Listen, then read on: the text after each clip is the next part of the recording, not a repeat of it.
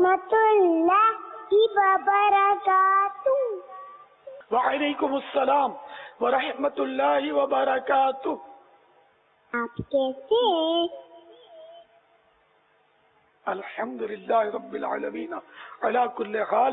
दामन मुस्तफ़ा हाथों में है और रजब का महीना भी आ गया है अल्लाह की रहमत से। मैं ठीक हूँ। आपको रजब शरीफ मुबारक हो।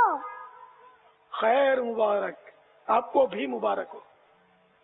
या ख्वाजा मेरी चोली पर दो, या ख्वाजा मेरी चोली पर दो, या ख्वाजा मेरी चोली पर दो।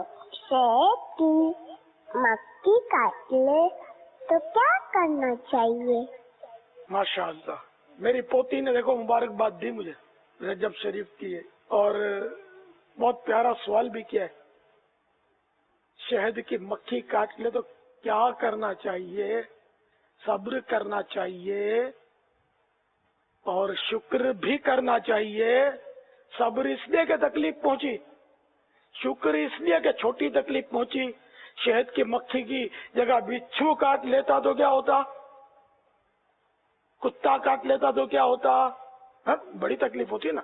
शहद की मक्खी की छोटी तकलीफ है तो यूं शुक्र अदा करना चाहिए। और अब ये तकलीफ हो रही है शहद की मक्खी की, तो इसका इलाज भी बता देता हूँ।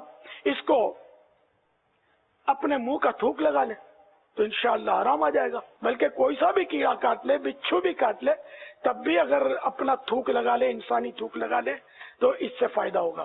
खारिश हो रही हो उस पर भी अपना थूक लगा लें तो इंशाअल्लाह इसको सुकून आप महसूस करेंगे इंशाअल्लाह।